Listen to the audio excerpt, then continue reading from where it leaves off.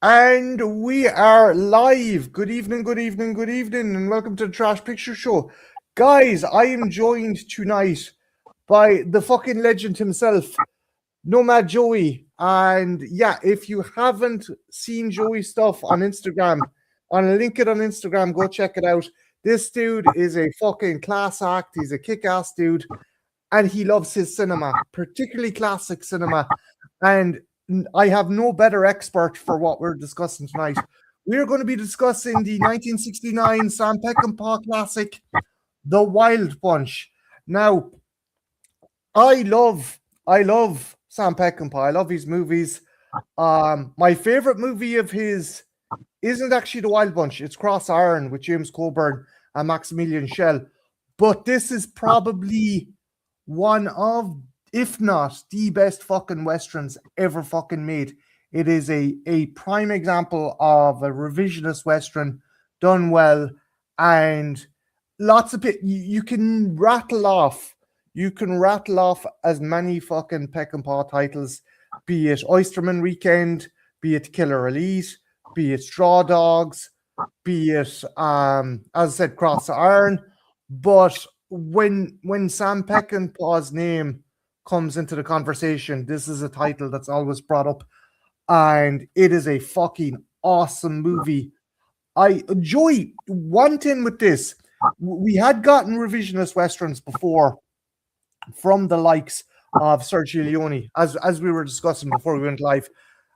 But even then, there was, yes, you had anti-heroes, but there was a redeemable quality to all of Leone's anti-heroes. With this, not so much. You rooted for the guys, but these were not necessarily nice fucking dudes. Am I wrong, or do you see it differently, or what do you think? Do you think Peckinpah had a more harder edge than Leone and was better at writing quote unquote anti-heroes? Well, I'm not going to say he was better than Sam was better than Sergio, but they're both up there too. I think Sergio Leone's characters, Sam Peckinpah's characters were more, they didn't have that much good in them. Like, Clint Eastwood was the good guy in all three movies. He was the good guy, and you knew he was going to do the right thing. Maybe not, the right way, but he was going to try and do the right thing that was right for him. In the Wild Bunch, none of these guys are like stand-up citizens. They're what they are. They're thieves. They're killers. They're fighters. And I guess the only good redeemable quality they all have is they have each other's backs. They're loyal. They may fight with each other and want to kill each other at times, but if someone messes with them, they're all in for each other. So I love that about them. And William Holden, who plays Pike, the lead character, he really knows how to lead. Even when he's questioned, he puts everybody back in line right away. There's no question who the leader of the bunch is. It's Pike. And he handles every situation. Like when the Gorge brothers got greedy, when Angel wanted to go out and kill the guy that killed his father and took his woman. He knows how to diffuse all the situations, and that's why he's the leader.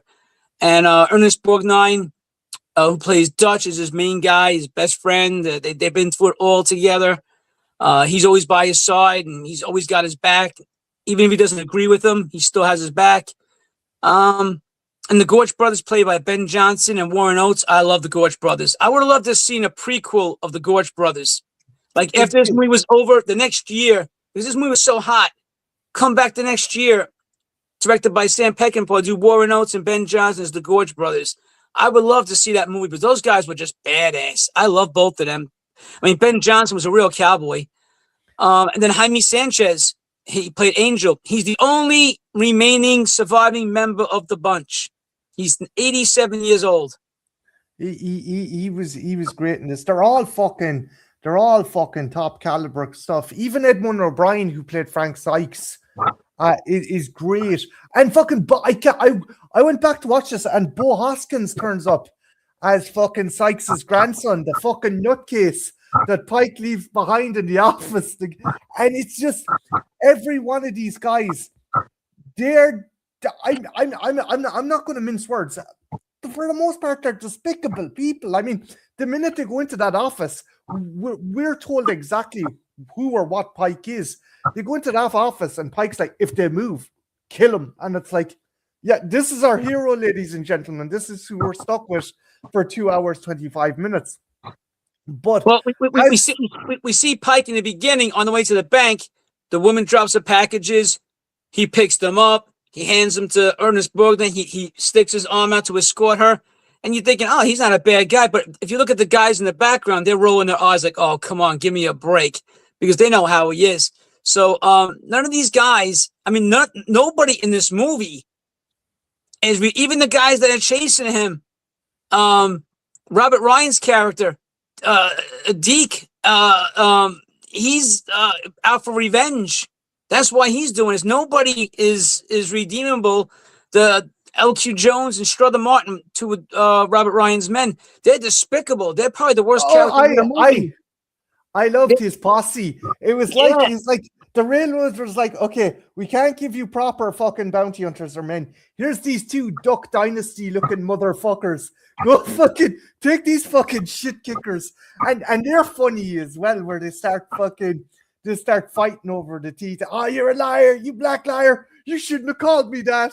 I'm sorry. It's just the back and forth between the bounty hunters is fucking great. And those two guys, Strother Martin and L.Q. Jones, are probably Strother Martin is probably one of the greatest character actors of all time. I mean, he was in Hard Times. He played the doctor in Hard Times. He was in Butch Cassidy and the Sundance Kid. He was in Slapshot. I don't know if you ever saw Slapshot with Paul Newman. And L.Q. Jones, oh man, he just died a few years ago. He was in his 90s, and he was in Lone Wolf McQuade. He played Chuck Norris's mentor in Lone Wolf McQuade. He had the white hair and the mustache. He played a legendary ranger. But they picked everybody in this movie was outstanding. I mean, Edmund O'Brien, who you mentioned, who played Freddy, he was only 54 years old when this movie made. He made himself look old. Yeah, that I was like, Jesus Christ, that's really good makeup, or that's really good fucking. Or that dude just had some fucking hard living behind him. No, he didn't. He was a guy with slick black hair and clean shaven. He was a suave kind of guy. He's did a lot of. He's an Academy Award winner. So I mean, like when I first saw this when I was a kid, and I had seen Edmund O'Brien in plenty of stuff. I did not know that was Edmund O'Brien for a couple of years. I thought that was some old guy playing a part. And he's only 54 years old. He's like, you know, he's not even close to being an old man. He died in like 1985. So he lived like, you know, 20 something more years later after that too. So, but he was not old, but I thought that was an old guy. And, but like I said, everybody they picked for this movie, even the bad guys, the general, the German generals, Mapache. Emilio Fernandez, who plays Mapache, as you said, he was in your other favorite Peckinpah flick as well. Oh, shall I have real quick? This movie's not for everybody. It's called "Bring Me the Head" of Alfredo Garcia with the great Warren Oates, and this is another movie where there's no redeeming characters in this movie either. It's a dirty, sleazy movie, a lot of scumbag characters. Basically, he has to go and dig up a grave and cut the head off this corpse and bring it to this crime boss because he got his daughter knocked up. And then he's got to do, but there's other people that want the head too because they want to get the money. But it's a weird movie. It's fun though, and but Warren Oates, he probably gives one of his greatest performances that I've seen. Again, there's something about Peckinpah. Peckinpah does not. It's reflective in his movies. He does not like authority. He does not like the romanticism of cinema, particularly westerns. Again, I think as you said that Leone was the foundation, but Peckinpah cemented the revisionist western because there is so many good ones. Obviously, you've the last great revisionist western would have been Unforgiven with Clint Eastwood, but you've other stuff people forget as well, like Soldier Blue. That's a fucking amazing movie. I recommend people check it out. But with this, you just get the feeling with the Wild Bunch. This movie is also about the death throes of a bygone era. This is about the death of the West. Like you had Leone do his version in Once Upon a Time in the West. That was part of what he called the America trilogy, with Duck You Sucker and Once Upon a Time in America. Whereas this is essentially the coffin nail on society. Actually, before I go on, I just want to shout out. We got a bunch of people in chat. Mr. Dan, hey, how you doing, dude? Brian, Kubrick lover. We also have Cara. We have Magnum Mac. Mac is a fucking legend of a dude. We have DMC, Q at the movies, another great dude. So we have some wicked people in the chat. Just I'll read out some of the comments. DMC says, I have this film on Blu-ray in a Blu-ray Western box set along with Pale Rider, Rio Bravo, How the West Was Won, and The Searchers. What a fucking kick-ass box set. That's great movies. Can't go wrong with that. And Brian says, and I'm confused about this because Brian says that there's a homage to Wages of Fear with the kids and the scorpion at the start of the film. I always, because there's a documentary called The Album Montage of the Wild Bunch, and Peckinpah came up with the idea because of the montage says Peckinpah came up with the idea because Emilio Fernandez said they used to do it in his village when he was kids with the ants eating the scorpion. And I always saw it as foreshadowing to the end of the movie.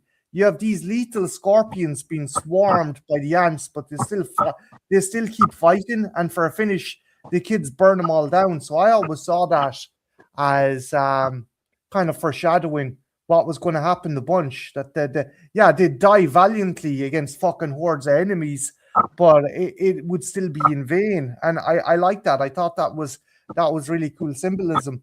But what do you think, Joey? Do you think this movie is kind of an analogy for the death of the West? Because it's set pre-World War One. It's set in 1913, a year before World War One. So mechanization is becoming a thing, and the ways old, like the railroad is pushing out guys like Pike and stuff like that. So do you think that this is an analogy for the death of the West, or do you think I'm reading into it a bit too much? No, I think you're right, because this is 1913. Times were changing. They had trains and they had planes were just coming into existence. They had cars. Technology was changing, and these guys were stuck in the past. They only knew one way how to live, and if they wanted something, they took it. But now it was getting harder to rob trains and harder to rob banks, and everything was getting a little more sophisticated. And so I think this was definitely he was showing these guys who have been through a lot together. They were near the end of the line, and they knew it. They knew that they couldn't go on much longer with the way they were living. There was too many law enforcement agencies that could get them, and they were all getting older. They were all banged up, especially Pike. You know, you constantly see me having trouble riding his horse. He's got a bad leg. He's got a bad shoulder, and these guys have been through a lot. So now that the times were changing on them, and you can't fight time. Time catches up with everybody. Again, I think William Holden's Pike is a really interesting character because he's complicated. He is. Hello, Jen. My lady's in the chat. She's saying hello. He's a complicated character because he kind of has peaks and valleys of kind of coldness and rootlessness with kind of iron cast loyalty. But I think the iron cast loyalty comes from guilt as well, because he ended up screwing over Deke, not deliberately. Now we see the flashback where he got the fuck out of there when, say, the Pinkertons or whoever arrived and captured him, and as a result, I don't know if I call it a begrudging respect when all the other gang is cursing Deke. He's like, well, the dude's got no other fucking choice. He's doing what he has to do, and I think it's about a man who realizes his mistakes too late as well, because the bit where they're going to the Gouch brothers are going to fucking attack Sykes. fucking Pike just fucking rears up and goes, when you side with a man, you stick with him. If you don't, you turn on him and you turn into a fucking animal. I'm probably butchering that line, but I just like that. I like the fact that he is essentially a guy who realized he fucked up and it's too late to fucking undo that, but he's determined not to repeat his mistakes. He's determined to fucking try and live by some code. And I genuinely think while the character is very cold-blooded and self-serving, there is part of him that's still fucking guilty about what happened, Deke, and that his code, he himself kind of was someone who didn't withhold the code that he valued, and you see that later on with what happens, Angel, and we'll get to that, but what would you say is kind of like the most interesting or kind of compelling character in this movie for you, Joey?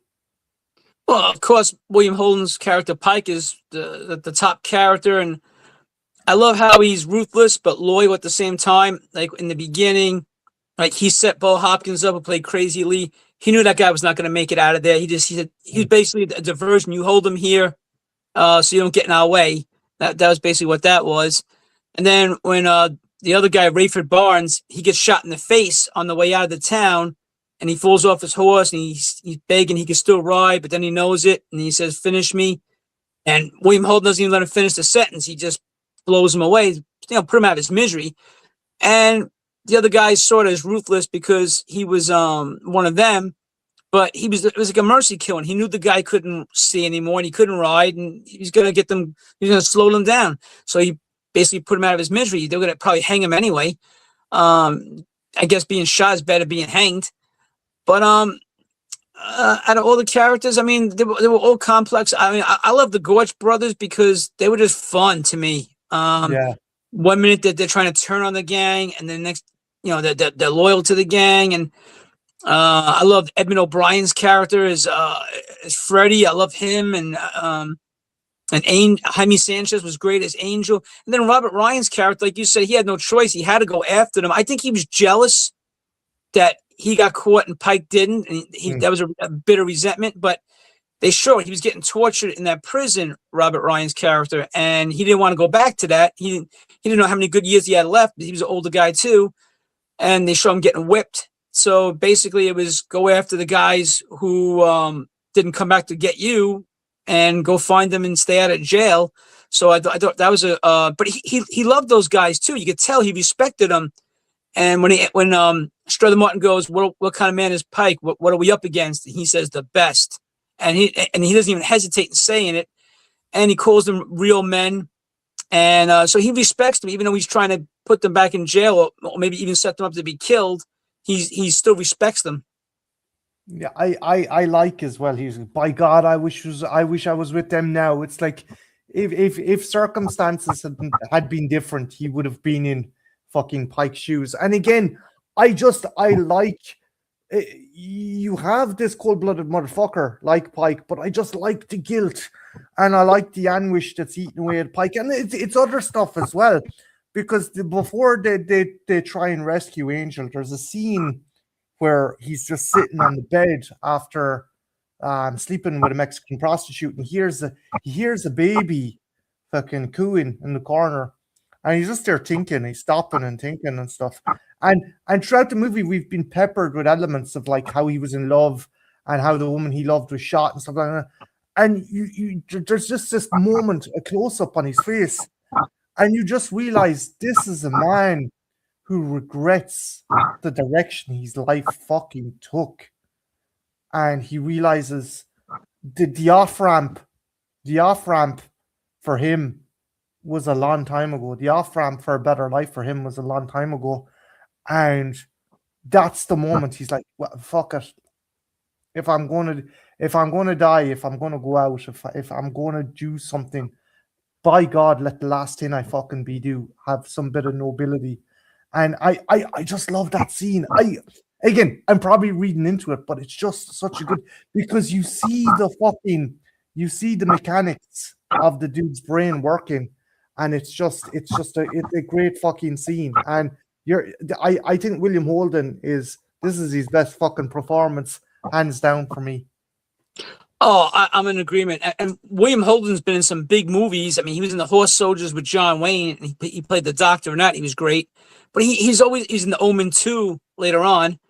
And but he's a great actor, and he always gave great performances. And he had that weather beating face. I know he was Sam Peckinpah's drinking buddy off set. They used to get drunk together all the time and party and everything. So he was a guy who lived life to its fullest. You know, he was a partier, and but he had that weather beaten face, and those scenes where he's thinking about the past, and you can tell his character's not all bad, because if you have some kind of guilt and remorse, and you know you did wrong, and you feel guilty about how your path went, so you know he's not all bad, but again, he's not going to apologize either. He's going to go out on his own terms because he wants to control his own destiny. And it's like when they go back for Angel, they know that they're probably not going to make it out of there. And they're probably saying, what else do we got to live for? Just to, they could spend some more time hanging out with whores and drinking and stuff, but eventually they're going to get caught. And I guess they wanted to go out, all of them wanted to go out on their own terms. And I love that about them. Yeah, it's again where he turns to the Grouch Brothers and goes, we're leaving. And it's like, oh, well, okay.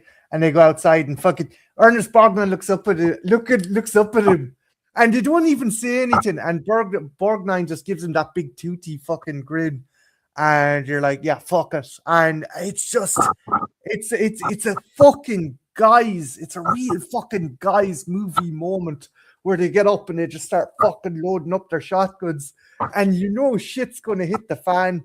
They're probably not going to make it out the other fucking end. But it's dare I say, it's a quintessential heroic moment. These aren't heroic guys, but it's as close as these fuckers will get to a heroic moment. Yeah, I mean, I love that scene. Goes when they're gonna go back to get Angel, and Borgnine's happy and relieved because Angel saved his life on the train. Yeah, when they were robbing that train, he almost fell off, and there was Angel and pulled him back up, and he gave him a look like, I owe you. And then Angel gets taken because they're bringing the guns back to the Mexicans, and two go at a time. William Holden goes in first, no problem. The Gorch brothers go in, no problem. And then Ernest Borgnine goes in with Angel, and they take Angel because they want to. They know he took the other boxer rifles, and they want, not because he killed the girl, but they want those rifles, and they see him as a traitor. And they want to torture him, which those scenes are hard to watch. Yeah, when dragged around by the car and shit, like his face is just peeling off, and the kids are laying on top of hitting them and stuff. Oh man, that pissed me off. And but it's a hard scene to watch. But when he says we're gonna go get Angel, I love that scene when they start playing the drums. How that beat starts coming up. And like they're walking, and no one's getting in their way. No one's gonna dare step in their way, but they mean business. This is the Wild Bunch now, and they're gonna go out in a blaze of glory. And I love these scenes when there's a mission where not everybody or everybody's gonna probably end up dying, but they're still going to do it anyway. I love these kinds of movies. This is why I'm stuck in the past. I watch these movies all the time still. I mean, I can't get enough of them. That's why I don't watch too much new stuff hardly at all. I'm still watching the same movies over and over because I never get disappointed by them. They always make you they always get your blood flowing because you're watching great actors. You're watching William Holden and Ernest Borgnine and Robert Ryan. I mean, these guys are fantastic actors, and you're seeing them at their best in this movie. I can't disagree with you one bit there, because again, to sound like an old fucker, they don't make stuff like this anymore. They fucking don't. And again, it's just the music, the acting, everything works in tandem fucking perfectly. And it's a gorgeous looking movie as well. Like I think I think Peckinpah might be a victim of his own style because people are so focused. And he even mentions this. The original reason he kind of made the Wild Bunch the way it was his anger at people's kind of acceptance and kind of dare I say kind of cavalier attitude to seeing newsreels coming back from Vietnam and their ability not to be phased by it. And he's like, okay, I'm gonna make people look at really kind of fucking gory kind of scenes. I'm not gonna have the guy like in the John Wayne movie where he falls back and that's it. You're gonna see gushes of blood, you're gonna see people in fucking agony. But as a result, that became his kind of benchmark. And he lamented on that fact as well. He said people came to my movies to see blood and gore, and I wanted the opposite effect. I wanted people to be repulsed by this. And as a result as well, he felt that the beauty of these fucking movies were ignored somewhat by the excess of violence. People just came to know Peckinpah for his violence, and I think that sucks as well because there's just some beautiful fucking shots in this movie where they're going across the sand flats with the donkeys, the pack mules and stuff. That's a fucking gorgeous shot, and again, if that was done now, everything would be done in a computer. The horses wouldn't be real. The fucking I don't know. I just feel that this is. When someone asks what is fucking high class cinema, this is fucking it. Peckinpah's The Wild Bunch is it. Sorry, I'm going on a soapbox, Joey. One of my wishes, I hope to God no one ever remakes this movie. I hope that this generation forgets about it. Leave it for the people like me and you who appreciate. I hope they never make it. I don't want to see Ryan Gosling play William Holden's part or something like that. And it's like, you know, so I just, they would butcher it. I mean, I never even watched the Magnificent Seven remake that they did. I couldn't bring myself to watch. I haven't even watched the True Grit remake, and I love Jeff Bridges, but I can't watch the remakes or the reboots because I know it's not going to be as good as what the original was. So why watch it? That's my thing. But I hope they never remake it because I think it's perfect. I don't think you can do anything else. This ending is my favorite ending in cinema history. I loved it. I just sometimes I'll pop the disc in and just watch the ending because I love it so much. It's like 12 minutes of fury. You know, I can't get enough of it. It's like four guys against a couple of hundred. And they're taking out they're gonna go out, but they're gonna take as many of these guys as they possibly can. And I love that about them. I'm going to go over the comments as well because I don't want people thinking, guys, I'm not ignoring you. It's just myself and Joey are fucking. We're on a roll here. We're fucking. We're digging the conversation. Campbell says I'm jumping ahead, but I like when Pike says during his Borgnine in the final battle something like, "Come on, you lazy." That's a true line. He keeps saying that to him later on. That's a cute little fucking back and forth they have. Mr. Dan and Horror, another excellent channel. Of course, Strother Martin and LQ Jones are great in their small roles. They are the two shit kicker bounty hunters. What else have we got? And Jen says Joey makes a really good point. They're called comfort movies for a reason, and in this world, we need all the comfort movies we can get.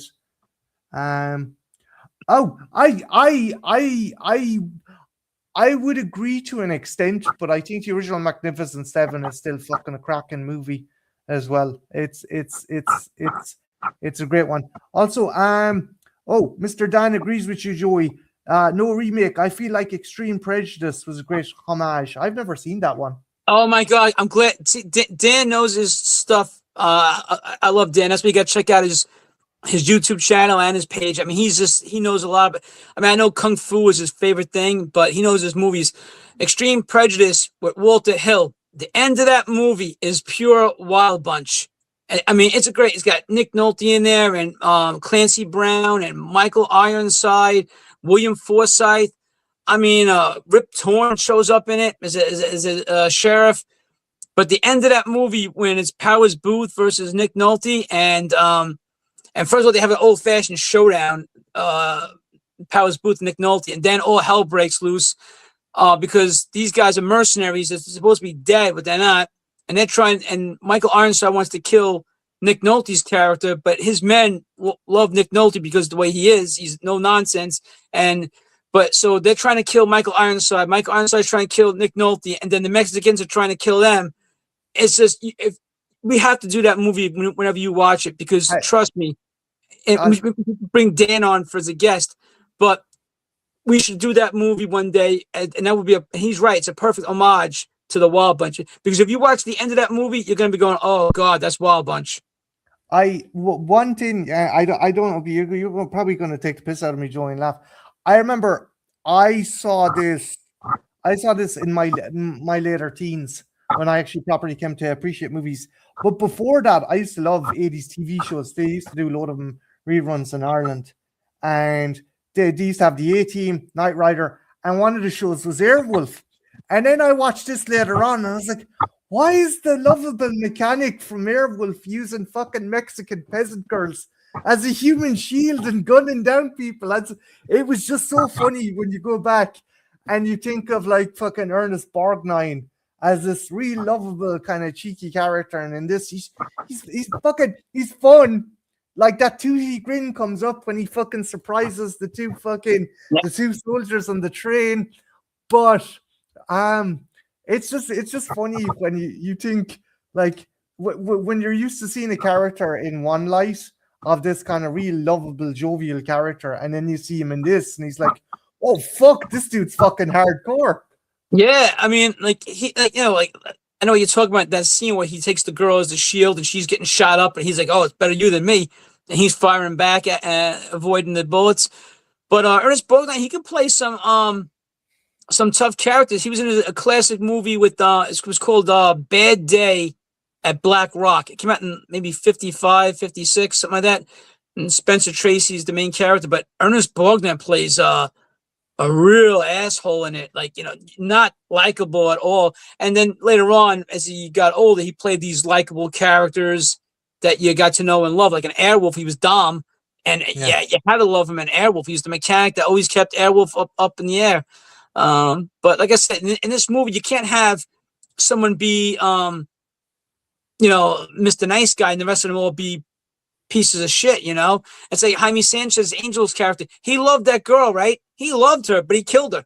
He says, I don't want to see you with him, because when she started nibbling on his ear and he shoots the girl dead. Yeah, in fairness, that the Gouch brothers didn't help the situation either. It's like, I can't believe a girl would stick a tongue. It's like, yeah, he just fucking, the kettle comes to the fucking boil and he opens up. Yeah. And he said, I like when Jaime Sanchez goes, that's my woman. And Ben Johnson goes, not anymore. Not anymore. It's a brilliant movie. I honestly think this is a perfect fucking Western. It's just, again, it's the perfect revisionist Western. It is the perfect kind of bookend to the period of Westerns. And there's so many great ones to choose from. I would like to say that the Wild Bunch is my favorite, and it probably is. I've seen it so many times, but you got to put that. I mean, there's so many great. Once Upon a Time in the West, The Good, the Bad, the Ugly, The Magnificent Seven, Ride the High Country. I mean, there's so many great ones to choose. High Noon. There's so many great ones to choose from, but for me, the Wild Bunch does it. I love all the guys in that movie. I love the plot. I love the violence. Not that I'm a violent person. I just, when I watch movies, I like, not torture movies like today where everybody's getting chopped up and tortured. Yeah.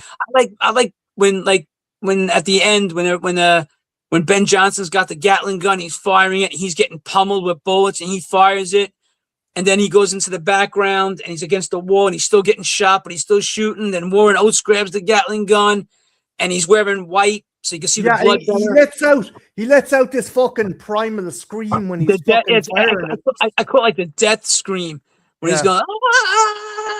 He's just shooting it, and he knows he's gonna die. And one arm comes off, and he's still got the Gatling gun on him. I love that scene, and and then when him and Ernest Borgnine are behind the table, and they look and they play a kind of a sad song as the Gorge brothers are getting taken down. They're getting shot to pieces now. They're just about dead.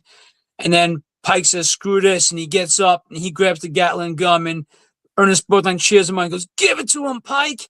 And William Holden's got the gun. And he's taking them all. I mean, I just watched it again a half hour ago. I'm still in a rush from watching. My surround sound, my home theater goes a little extra louder at the end of that movie.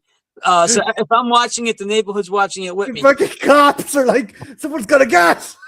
Yeah, I love it when Borgnine starts throwing the grenades and you hear boom, boom. That sounds great on a home theater. It goes boom, boom. I love that. Like I said, this is. I mean, if someone told me I never seen a Western before, what's a good Western to start off with? I would recommend The Wild Bunch. First movie, I would say.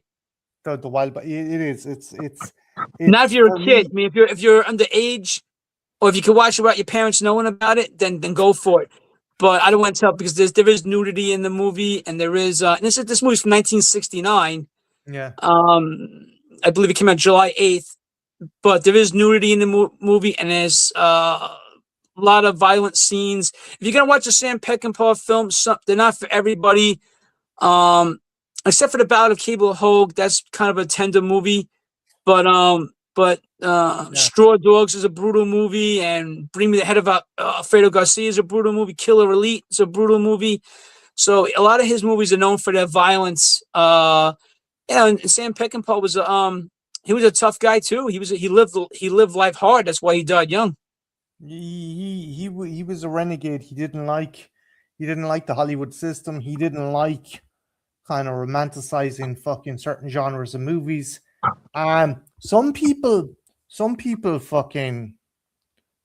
label the death of the genre towards guys like Peckinpah and Leone. And I think it was just the only natural progression you could do. Like how many kind of like fucking Shane is an excellent movie, but you couldn't continue making, hey Larry, the horror cat dad's in the chat, another great fucking dude. Yeah. But you couldn't keep making a movie like Shane with like shit like the Vietnam War going on in the background. Yeah, you had to. Shane was good for its time, and I own it. I love Shane. That's another great ending when Shane marches into town. You hear that beat as he's going into town. And he's another one. You don't know if he's gonna die at the end. It's just him against everybody. But you had to progress. The guys of the Cowboys with the clean shaven faces and the white hats and the what do you call those ascots on their bandanas on their neck. Those days were with certain movies you had to evolve eventually, and the 60s were a violent time, and you had to change with the times. You couldn't just And like I said, I love those movies. Shane, you brought up, and Ben Johnson's in that one too. Ben Johnson's the bully in the beginning of the movie. But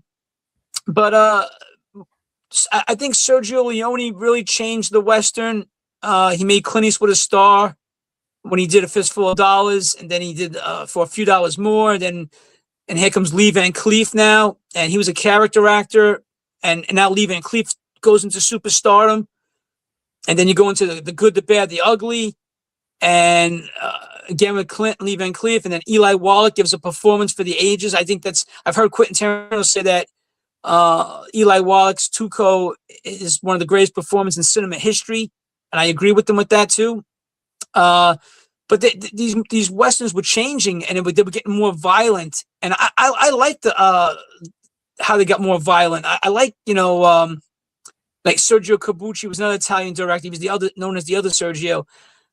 Did he direct Death Rides a Horse, Joey? Yes, I think he did that. He did Navajo Joe with Burt Reynolds before Burt Reynolds became a star, and that's a brutal movie too. And they had those great scores. So the days of the Cowboy, and I love Roy Rogers. I'm a big Roy Rogers fan, but the days of him serenading a girl and with the clean shirt on, you watch that, and then you can't go watch A Fistful of Dollars or The Good, the Bad, the Ugly, where these guys are all rough looking and they're all mean looking. They all got the sweat dripping from them. They all got scars on their face. And these guys look like cowboys. And if you see some of the pictures of the old cowboys back in the day, they look like these. That's how they looked. They were all dirty looking because they didn't have access to showers and razor blades. They were all scruffy looking, and it made sense. And they would take baths and shave when they could. That Brian brought up that The Great Silence is a fucking great. The atmosphere in that fucking Western is fucking phenomenal. It's an awesome movie. When this movie came out, it was criticized for being too violent. And again, I as we were saying, the Vietnam War was a big fucking part of Peckinpah's approach to this one. Do you think? I don't, and I think you're in the same regard as me. I don't think this was necessarily too violent. I think this was the right approach to do in a Western for the time. 1969. I mean, the fucking America is about 2 years, maybe 4 years into the Vietnam War. People are seeing horrible shit on the TV, and they're becoming desensitized. And I could see why Peckinpah's approach, but a lot of critics said that the violence hobbled the movie. Do you think the violence did hobble the movie in any way? No. I know this movie almost got an X rating. It got an R when it came out, but they were talking about giving it an X rating because the violence, especially some of the violence towards women and the way women were portrayed in the movie. But I saw this as a kid. I mean, I was probably about 7 or 8 when I saw this. And no, it was on TV, and they cut out a lot of the nudity, but they kept a lot of the ending with the blood. They kept that in, and I was 7 or 8. I didn't mind it. It didn't bother me, and it was, to me, it was that's what's supposed to happen. It's a Western. You're supposed to get shot, and so it didn't bother me. But the story, bless you. The story was a great story. It's about these 5 guys that stood together, and the times were changing, and they were trying to make a living. And before time caught up with them, and like I said, they weren't the best bunch of guys, but they had each other's backs, and it was all about they were family. We stick together. We don't leave anybody behind. And I love that. You got to respect that. And like I said, this is why it's probably my favorite Western of all time, and and John Wayne's my favorite, but I have to put the Wild Bunch because Sam Peckinpah did a hell of a job.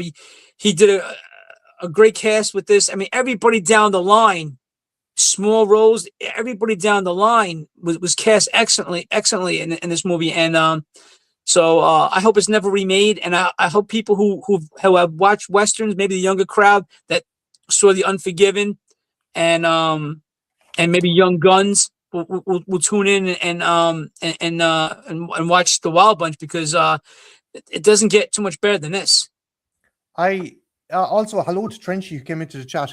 Joey, I agree with you 100%. This is a great Western, and even younger people. Do you know a big thing that this movie was an influence on wasn't even a Western movie. It's the tone and atmosphere and a lot of the plot elements for the original and subsequent sequel to Red Dead Redemption.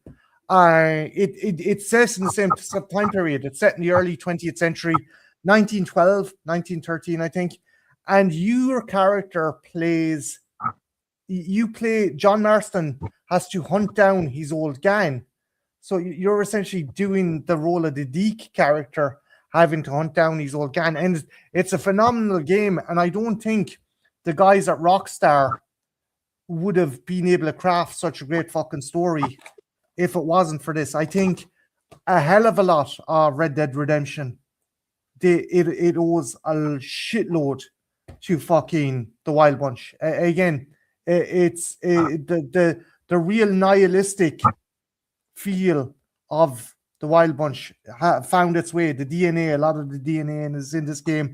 So if you played Red Dead Redemption, anyone out there who's played this, go check this out because this is a lot to thank for that.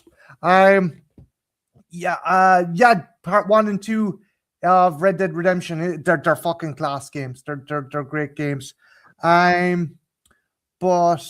yeah, I'm like you. I don't want this to be remade. I don't know. I think they'd fucking modernize it. They put in the cartel. All the fucking characters would be sexy. I just no. You can't.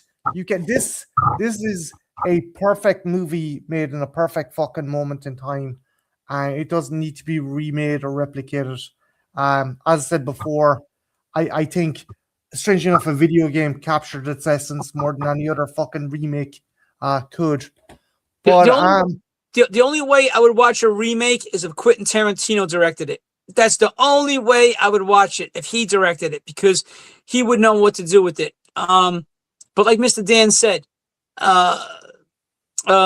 Extreme Prejudice did a great. You could do homages to movies, just don't try to do the whole movie.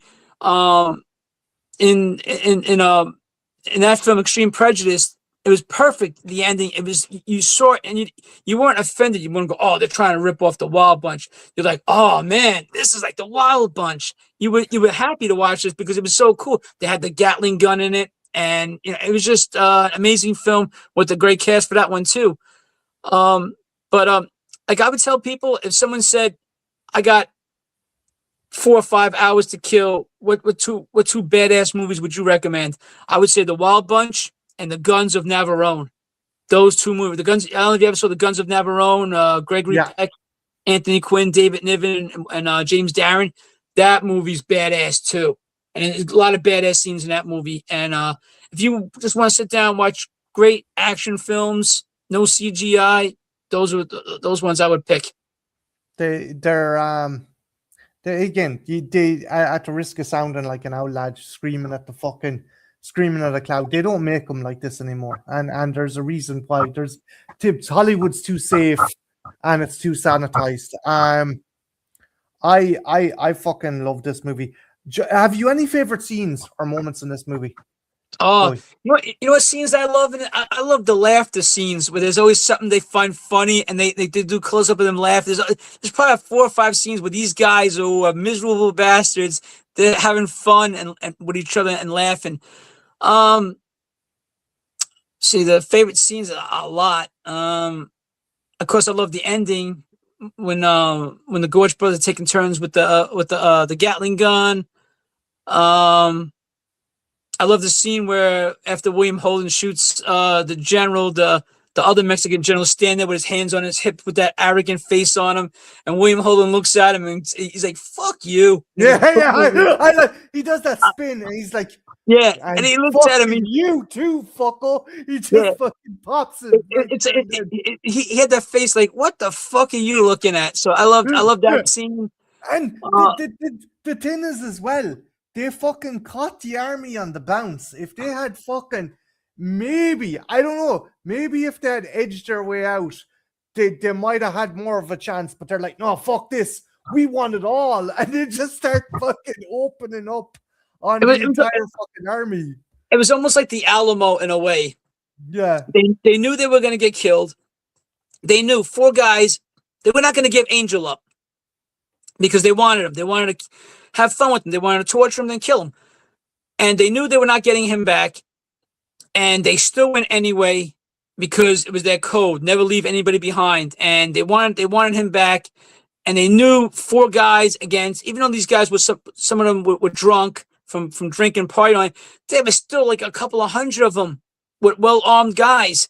So they knew they weren't going to make it out, and they still went back for their friend. And so you can say these guys were not redeemable characters, but they did have one. They were loyal to each other. And some of them fought with each other. Like in the beginning, the Gorge Bros were fighting with Angel about a share. And when they robbed the first bank, they got nothing but silver holes, and it was worthless. The washers, the washers. Yeah, I mean, there was just so many great scenes in that movie. The beginning, the build up before the bank robbery, and I like how they had to shoot their way out of town.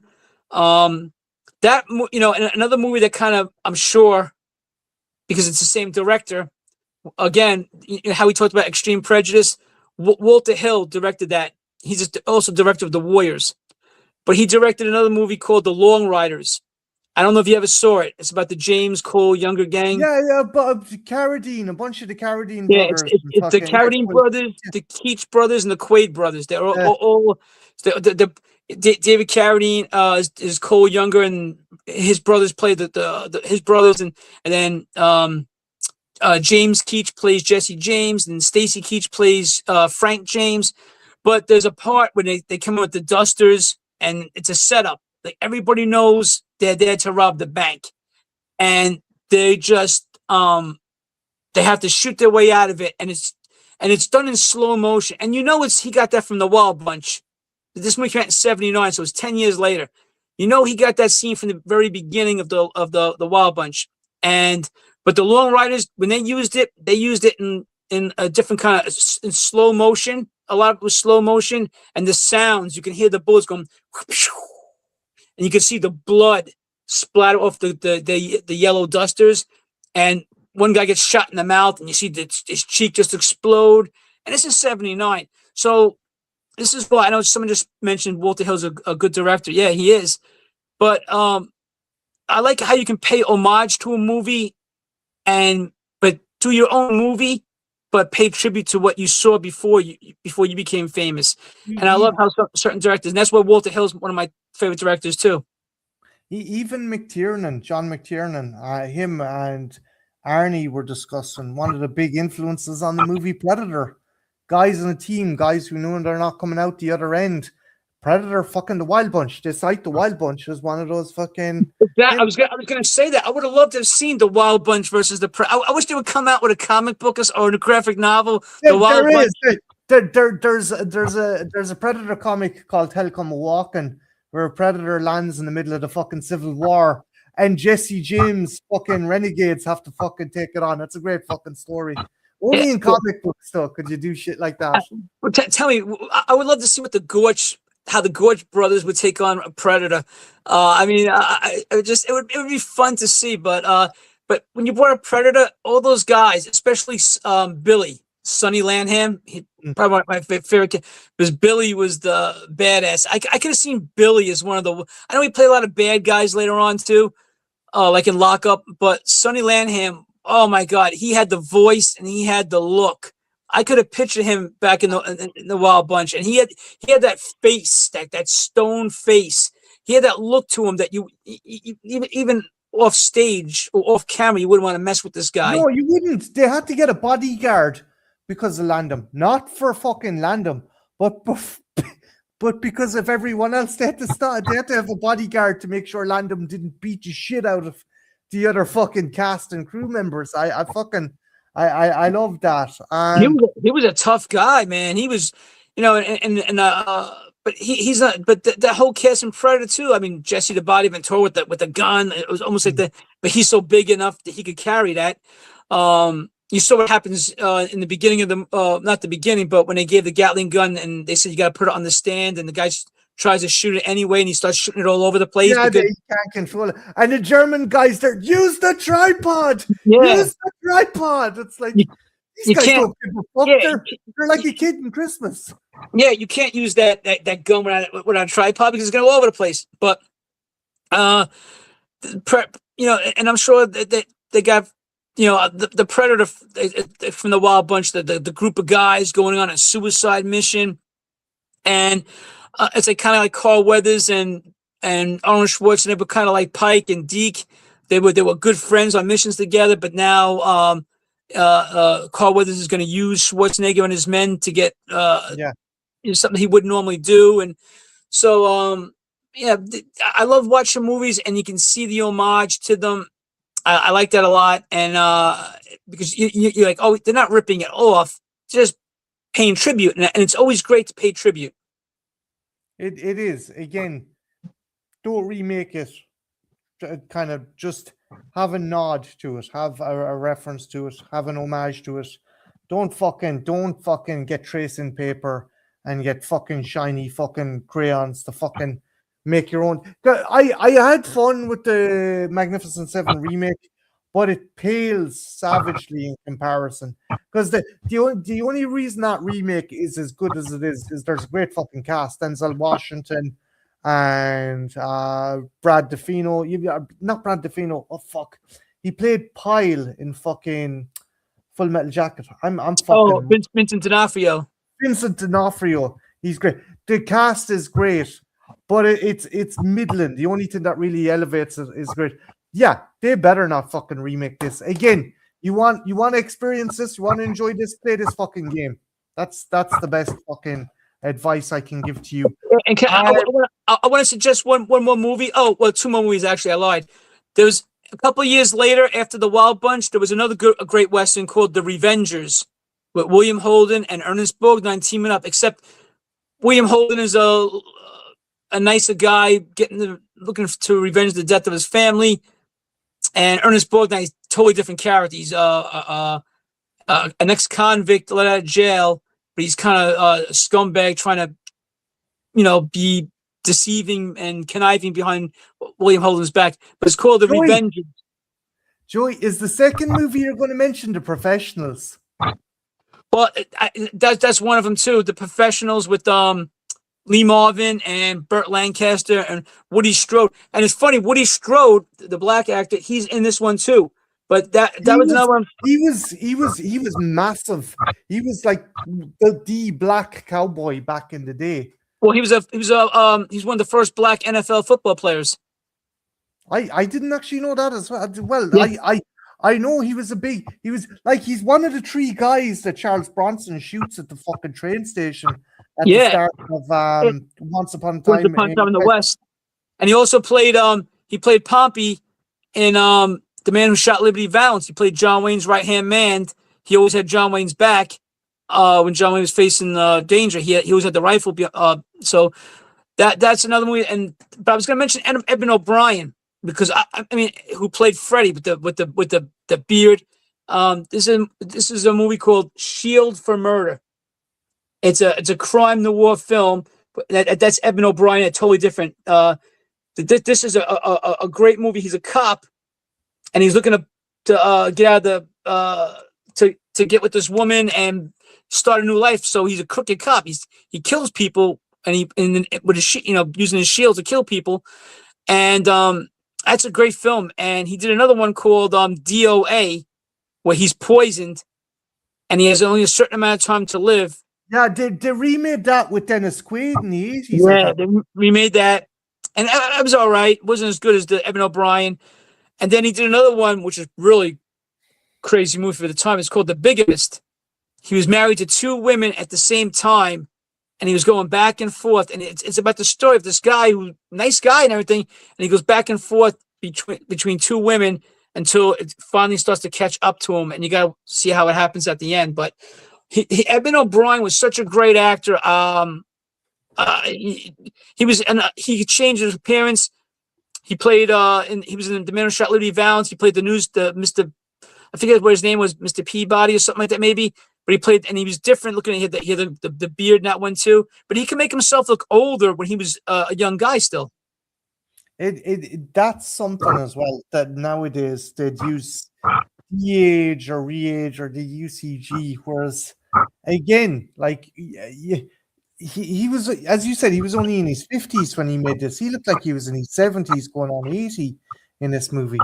Yeah, I mean, and this the one who did I don't know who did the makeup effects for him, but they made him. Like I said, when I first saw this, I knew who Eben O'Brien was. I'd seen him in a few films, but I did not know that for a couple of years. I did not know that was Eben O'Brien. So I read about it. Yeah, Mr. Dan, yeah. The Hitchhiker. That's a great one too. With what's the guy's name from Perry Mason, the one who played Hamilton Berger. I can't think of his name all of a sudden. I know his name too, but I just can't think of it. He's in the movie too. He's the hitchhiker, and that's Mr. Dan will probably know it.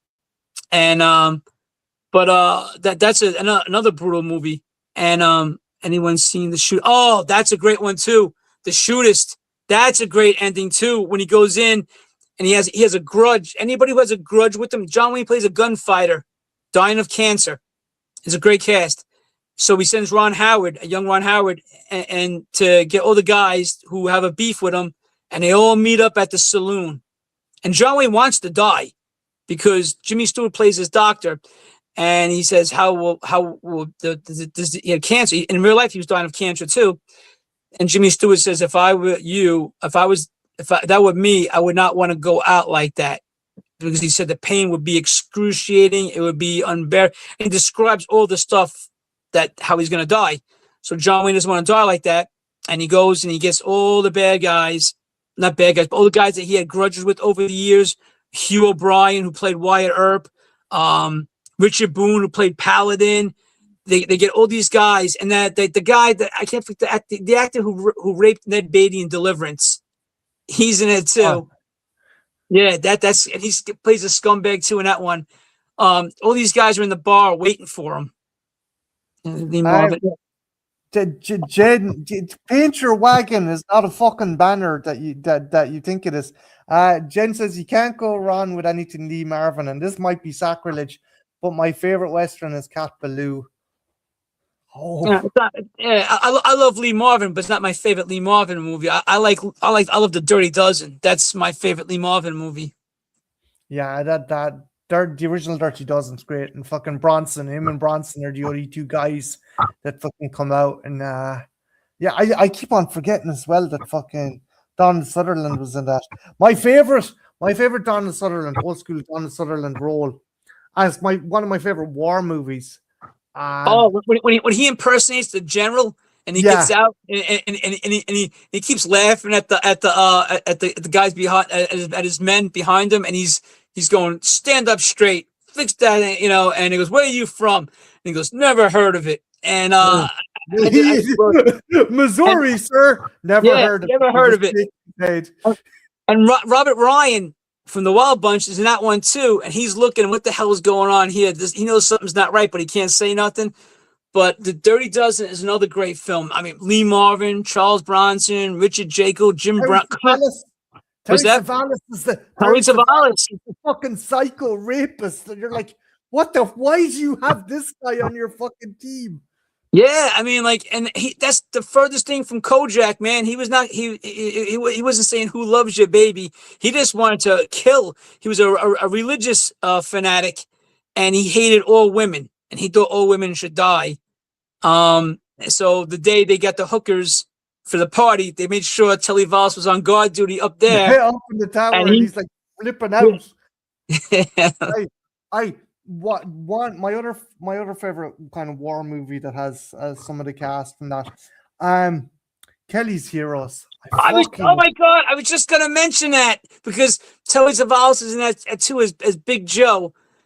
So I was just gonna mention it, but go ahead, I'm sorry, you read my mind. Donald Sutherland as 8-Ball again with the negative waves. Moriarty, fucking World War II is only hippie, and I like that. During all this war and bloodshed, it could only be a movie made in the fucking 60s. The savior of the day isn't like fucking humanity or fucking decency or anything like kind of an understanding between enemy soldiers. No, it's fucking cold hard cash. The movie was resolved. I was like, we can't let you take the bank. We can't let the American army take that. We ain't the American army, baby. Do you know how much is in that? And the fucking eyebrow and the German tank commander goes up. And like, all you gotta do is turn that turret around and blow the doors off that bank. And that, what was it, 60 million? Portion of that 60 million is yours. And the resolution again, it isn't like, camaraderie among soldiers. It's just fucking greed. But what's funny? They even team up with the Nazi soldier to help them rob it. He helps them, and instead of fighting it, so he helps them, and they team up with the Nazi to get the money. But Carol Khan is in that movie as the general. He's hilarious. Archie Bunker. Gavin McLeod plays the captain from the Love Boat. He plays Donald Sutherland's tank driver, Don Rickles. The king of mean. Crap game.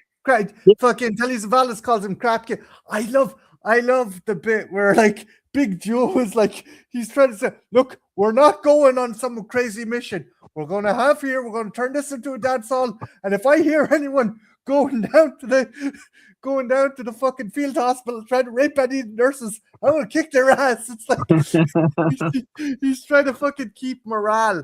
I never knew as well. I don't like the fucker because of what happened on the set of the Twilight Zone movies. John Landis was in that movie. He has a teeny tiny part in that movie as one of the recruits.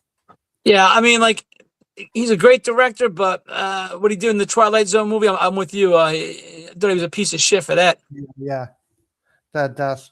But yeah, no, fucking, I love Kelly's Heroes. Kelly's Heroes is so fucking good. The score in the beginning of the movie, I posted on my Instagram channel with the song from the movie. I love that score in the beginning when they're driving in and Clint Eastwood and the other guy. But that was a great song. But that's another one. Like I said, the '60s was a great time for movies. That if you think about it, the '60s was shaping what movies were going to be. Yeah. I mean, Midnight Cowboy, different movie, but that was the story of a male prostitute. Like you could see comparisons to stuff like fucking the Dallas Buyers Club to fucking Midnight Cowboy and such forth. Kind of, you're dead right. Again, the '60s was the foundation for modern cinema because you had a lot of auteurs coming out. You had guys like Francis Ford Coppola as well who were coming in. But by the end of the '60s and the early '70s, you had stuff like Mean Streets. You had stuff like fucking Star Wars. Then later on, you had the bigger directors. The bigger directors had cemented their legacy, and it was the birthright of the next generation. The likes of Coppola, the likes of Spielberg, the likes of fucking all those guys. Again, it's Scorsese. Again, Scorsese is another guy who fucking came up. I'm glad you brought up Mean Streets. That's another great film. Harvey Keitel and the guy that played David Provo, the guy that played Richie from The Sopranos, is in it. Yeah, it's a great fucking. Everyone always overlooks that. The kind of Scorsese of all Scorsese stuff, that's overlooked. Yeah, because everybody's talking about Raging Bull and Goodfellas and movies like that. But if people go back and if you got time like a weekend, just go back and check out all the big hits from the '60s and the '70s, and you'll be amazed at what you find. I'm talking about the people that are younger that never saw these movies before. I mean, that's all I post on my Instagram. I even changed my name to Joey Classics on De Palma. Someone just brought up De Palma. But yeah, I mean. My girlfriend and my sisters make fun of me because they all say that I'm stuck in the past. I come to the future and watch the newest stuff, and I'm like, no, I'll stay behind and watch the other stuff, the classics. Yeah, Trench, you're dead right. Trent says, "Gotta see Mean Streets and kind of comedy. It's underrated one from Scorsese." Yeah, yeah, no, lads, if you haven't watched Wild Bunch. The fuck are you doing with yourself? Go check out the Wild Bunch. I think it is one of the best westerns out there. Any final thoughts or anything you want to say on the Wild Bunch before I end up wrapping it up here, Joey? Well, it's been a long time since I've been on a show, and when you said you want to do the Wild Bunch, you had me. I was there. I couldn't wait. It's one of my favorite movies of all time. It's definitely my favorite ending of all time. It's got a great cast. I mean, everybody that's in it, I love. I mean, I've seen them in so many different things, and you got some big stars in it. You got some great character actors.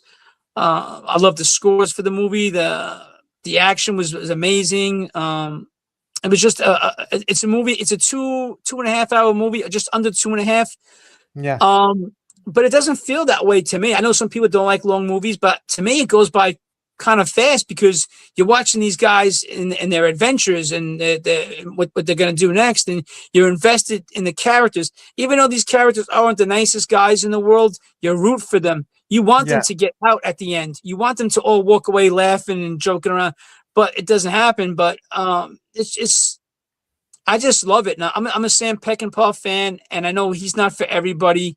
A lot of his movies are violent, but I mean, if you give him a chance, I think you'll enjoy his movies, though. Yeah, it's a fucking it's an iconic film. And as far as westerns go, you can't ask for better. I think it was made at the perfect time when people were becoming rightly cynical of the United States, and fucking Peckinpah had his fucking finger on the pulse, and we got that as a result. But yeah, before I round things off, I just wanna just thank everyone who came to the chat. We have Acres of Movies, we have Brian Kubrick Lover, we have the Soulless Trenchcoat, we have my girlfriend Jen Mitchell, we had Mystic Mac, we had Larry, aka the Horror Cat Dad, we had Mr. Dan and Horror, another great channel. A good friend of mine, Kiwi at the Movies, DMC. My girlfriend, I better mention my girlfriend Jen, or she fucking castrated us both, Joey. And if I missed you, I apologize. Oh, J. Carey, Ireland, thanks for coming in as well, dude.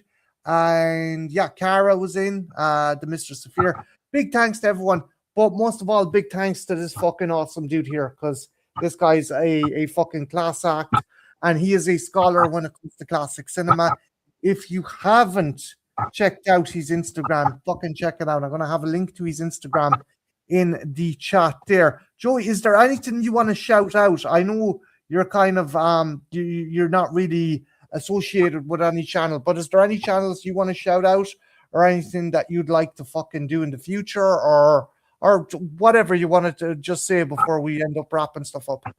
Well, of course, I love being on your shows, and I did Jen's shows a couple of times too, and I worked with her and Trenchy. As for Chapman, Mr. Dan, and his channel is great. Me and him got a lot in common. We both love the kung fu movies, and even on Instagram, he's got Mr. Dan Hot Wheels as one of his pages too. He's a good guy. And he knows his stuff. If you think I know my stuff, Mr. Dan knows his stuff. I'm just a guy that loves movies. I grew up watching these movies as a kid. I was one of those kids that when my mom was doing the housework, she sat me in front of the TV, turned it on, and I was good to go. That was my babysitter, my best friend. I would watch movie after movie, horror, westerns, kung fu, action, classics. I was there. So, but if I'm giving a shout out, I just want to give a shout out to my girlfriend Christina. She's in bed now, but it's late where she is. So I want to say hello to her, and I want to say congratulations to my sister Carrie on her first baby. She had a daughter named Sammy, cute little kid. I'm a first-time uncle now, so I want to say hello to my sister Carrie, and I want to thank you for reaching out and wanting to work with me again, because I love hanging out with you, because you know your stuff and you're one of the nicest people I know, and I was very excited to see you again tonight. Yeah, no, this is long overdue. Just fucking life can be a fucking pain in the hole in catching up, and this is one dude that I felt bad for neglecting. There's a bunch of fucking people as well that I need to reach out, but this guy was on top of my list because he's a fucking straight shooter and a dead nice guy. And as I said before, go over, check out Joey's channel. I think Jen wants to do Sons of Anarchy at some stage, and you might be participating in that at some point, Joey, right? Oh, when she told me that, I know she had the problem with the channel, which I felt really bad for her, because Jen's this really nice person, and she actually sent me a Sons of Anarchy blanket in the mail, which really touched me because that's my favorite show. I got the whole collection, the whole series, and I love, that's another show I love, and I loved all the characters, and anytime a character got killed off, it felt like I was losing a brother, because I loved all those guys on that show. And so whenever she wants to do that, I'm definitely down. Yeah, I think yourself and Trenchy, because before Jen's channel went down, Jen hosted live streams with Joey and Trenchy discussing seasons of The Sopranos, and they were great streams. And I hope at some point maybe you get back to doing them again, because they were fucking brilliant streams, and you guys had such good chemistry. The Oh, that three. that was fun. We had that. It was Mafia Wednesdays, and I think we had one of our shows went like over 6 hours. One night, and I had to go to the bathroom after that one was over. But that was 6 hours, man. I was like, I could have gone longer, but when Jen said that she had to go, I was like, thank God, I have to go to the bathroom so bad. Then you I nearly destroyed the man's kidneys, for fuck's sake. Oh, speaking of for fuck's sake, yeah, yeah. Well, also for Valentine's Day, I I I promised her, and I'm not gonna, because I love the lady, and yeah, we're going to be reviewing Necromantic for Valentine's Day. So God fucking the things I do for fucking love. But yeah, with that, I'm going to end it here. But again, check out Joey's Instagram. I'm going to leave a link in the comments below. And yeah, the dude's a fucking super nice dude. And keep an eye out on Jen's channel because he'll be popping on there. But with that, thanks a million, guys. And yeah, have a good one. Take care. Good Good night. night.